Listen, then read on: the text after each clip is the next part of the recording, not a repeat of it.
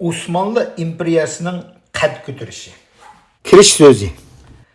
Osmanlı devleti aslida Anadolu'nun g'arbidagi bir kichik beyligi bo'lib, 13-asrning oxirlaridan boshlab ko'rinarli o'zgarishlarni boshdan kechirib, tarixdagi eng kuchli imperiyalarning biriga aylangan. Osman Bir'ning rahbarligidagi odatdagi bir turk qabila uzun o'tmayla qudratlik harbiy kuchga ega bo'lgan bir buyuk imperiyaga aylangan. 1522 yılga kelganda Osmanlı imperiyasi Balkan, Qora dengiz va O'rta Sharqni o'z ichiga olgan xalqaro siyosatda asosli rol o'ynaydigan bir imperiyaga aylangan. Dastlabki kengayish va Osman Bir'ning qad ko'tarishi. 13-asrda Moğollarning Anadolu'dan İran'a çekingandan keyin qoldigan bo'shliq o'zaro raqobatlashadigan nurg'un turk amirliklarni paydo qildi. Ularning ichida hozirgi Turkiyadagi Sugutni asos qilgan Osmanlı beyligi bor edi. 1281-yili Osman bir taxtga chiqqandan keyin uning nomi bilan atalgan davlat tez suratdagi tajovuzchilik kengayish davriga qadam bosdi. Osman Bir'ning dastlabki g'alabasi kelgusidagi muvaffaqiyatga muhim asos soldi. Yangidan qurilgan imperiya tadrijiy holda qo'shni rayonlarni o'ziga qo'shib oldi. Osman Bir'ning hukmronligi asrlar bo'yi Osmanlı imperializmiga aniqlik beradigan harbiy va siyosiy strategiyani yo'lga qo'ydi. 1354-yilda Osmanlılar Dardanelga kirishni kontrol qiladigan strategik ahamiyatga ega Gallipolini qo'lga olish orqali Yevropada tunji qitim tikladi. 1361-yilda Osmanlılar Edirne'ni qo'lga keltirib, u yani imperiyaning yangi poytaxti qildi. Osmanlılarning 1389-yili Kosova urushida Serbiyaliklar va Bosniyaliklarning birlashma kuchini mag'lub qilishi ularning Balkan rayonidagi hukmronlik o'rnini mustahkamlab, texmo cho'ng rayonga kengayishga yo'l ochib berdi. 1393-yilga kelganda Osmanlılar Bulgariya imperiyasini bo'ysundirib ishg'ol qildi. Natijada Anadolu'dagi qolgan mustaqil amirlarning ko'pinchisi Osmanlılarning kontrolligiga o'tdi. 14-asrning oxirida Osmanlı imperiyasi Donay daryosidan Firat daryosigacha bo'lgan keng zaminga kengaytirildi. Mag'lubiyat va qayta qad ko'tarish. Amir Temurning ta'siri. Osmanlılarning kengayishi garchi tez bo'lgan bo'lsa-mu, O'rta Osiyoning kuchli hukmroni Amir Temur Anadolu'ga tajovuz qilib, chaqmoq kabi tezlikda besib kirganda Osmanlılar ko'rinarli darajada o'ngishsizlikqa duch kelgan. Amir Temurning 1402-yili Ankara urushida Osmanlılar ustidan hal qilg'uch g'alaba qozonganligi Osmanlılarning ilgirilishini vaqtincha to'xtatib, imperiyaning qisqa muddatlik parchalanishini keltirib chiqargan. Balkan rayonidagi bir qancha davlatlar va Anadolu amirlari bu fursatdan foydalanib, Osmanlı zo'mgarligidan qaytadan qutulib, mustaqilligini bir mezgil tiklab chiqqan. Shundaqdimi? Osmanlı imperiyasi uzun o'tmayla qaytadan bosh ko'tardi. Sultan Mehmet Bir'ning rahbarligida Osmanlılar davlatini qaytadan qurib, tajovuz faoliyatlarini asliga keltirdi. Sultan Mehmet'ning o'g'li Sultan Murat Osmanlı imperiyasini texmi mustahkamlab, Şərqi və O'rta Anadolu'nun köp qismini, şundaqla Cənub və Şərqi Balqan rayonlarını Osmanlı hükümranlıqqa qaytırıb aldı. Osmanlılar bu qayta quruş davrida ilgirki qaraganda texmi kuchlik bo'lib, dunyoviy cho'ng davlatga aylanishga tayyorlandi. Sultan Mehmet II ve onun Konstantinopol'unu boysunduruşu.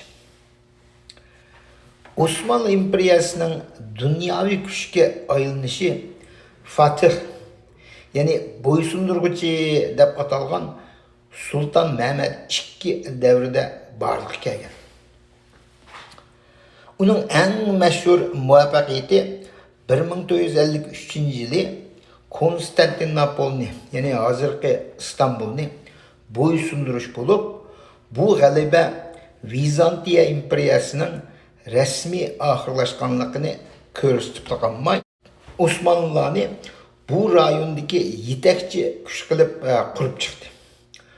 Konstantinopol'un yıkılışı Sultan Mehmet'nin Karadeniz'ni O'rta Deniz bilen tutaştırdıgan halkılık su yolu Bosporos boğazını kontrol kılışıga şarait hazırlap, Osmanlı İmperiyası'nın şimaldaki Anadolu ve Cenubi Karadeniz'nin hükümranlık ornunu müstehkemledi.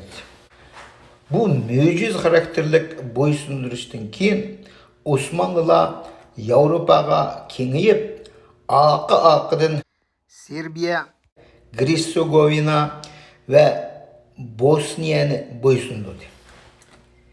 Vengriya bolsa Osmanlı İmperiyası'nın bu rayonunu hükümranlık kılış yolda turgan Avrupa'daki en ahırkı çoğun devlet bulup kaldı.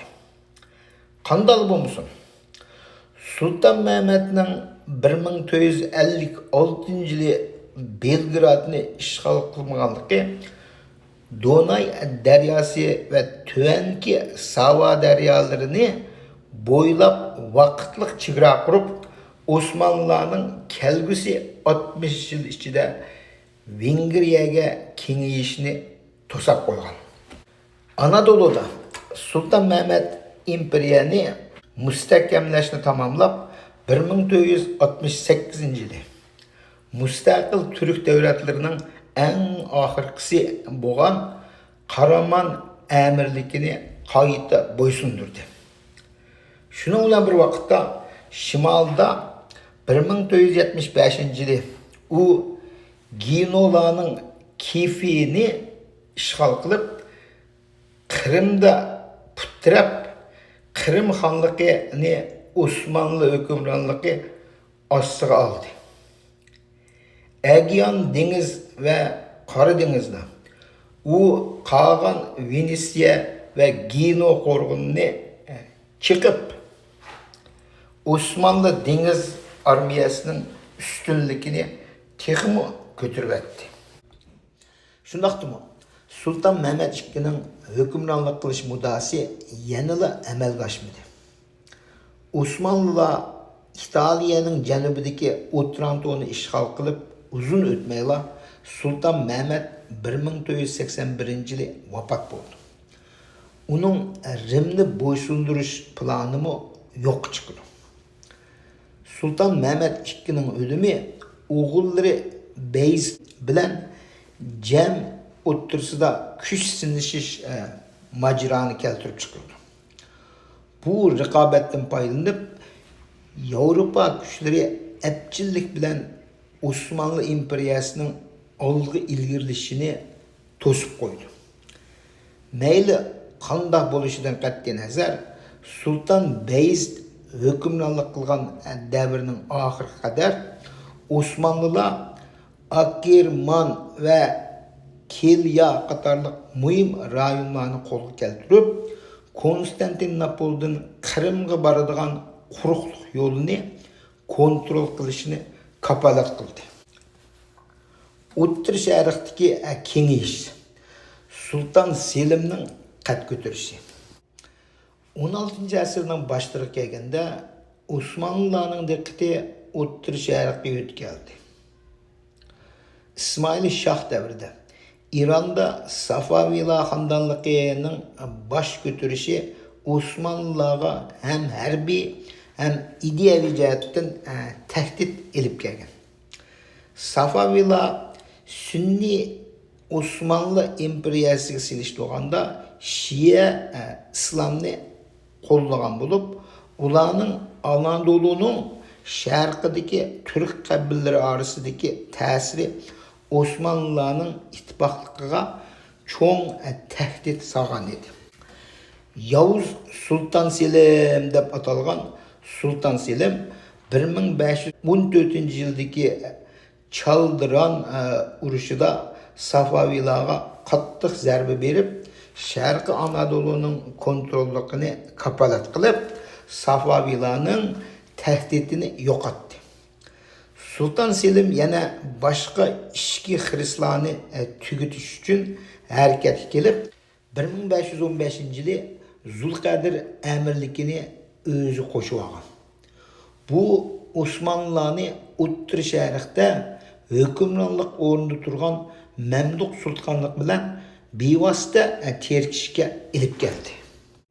Sultan Selim tezlikda Mamluklarni mag'lub qilib, 1516-yili Halab va Damashqni bo'ysundirdi. Oxirida, ya'ni 1517-yili Qahirani oldi. Uning safarbarlik faoliyati Misr, Suriya, Muqaddas Makka ve Medine şehirlerini Osmanlılarning kontrolligiga oldi. Şunun bilan u İslam medeniyeti ve hacning en mühim merkezlerini kontrol qilib olgan bo'lg'achqa, imperiya tarixidagi burilish nuqtasiga aylandi. Sultan Selimning g'alabasi Osmanlı imperiyasiga menfaatlik doğru derman soğudu yollarını kontrol qilib, ularning dünyadaki o'rnini texmo yuqori darajaga ko'tarib etdi. Muhtasham Sultan Süleyman'ning qoldirgan mirosi. Muhtasham Süleyman degan sharaf nomiga erishgan Süleyman dadasi Sultan Selim'ning mirosini davomlashtirib, Osmanlı imperiyasının kengayişi ve başkuruluşunun altın devrini yarattı. Sultan Süleyman'ın hükümranlığında Osmanlı imperiyası Avrupa, Şimali Afrika ve O'ttir Sharqqa kengayib, kanun, medeniyet ve binakarlık sahalarida yeni palliga yetdi. Onun hükümranlığı Osmanlı imperiyasının en yuqori pallisini bildirib, imperiyani 16. asrdagi en qudratli kuchlarning biriga aylantirdi. Shunday qilib, Osmanlı imperiyasi Anadolu'dagi kichik beyligi bo'lish sifati bilan jonliq boshlanishdan boshlab 16. asrning boshlarida Donay daryosidan Firat daryosi, Qora dengizdan Shimoliy Afrikagacha so'zilgan keng imperiyaga aylanib, kelgusi bir qancha asr hukmronlik qilish uchun cho'ng sahna hozirlab berdi.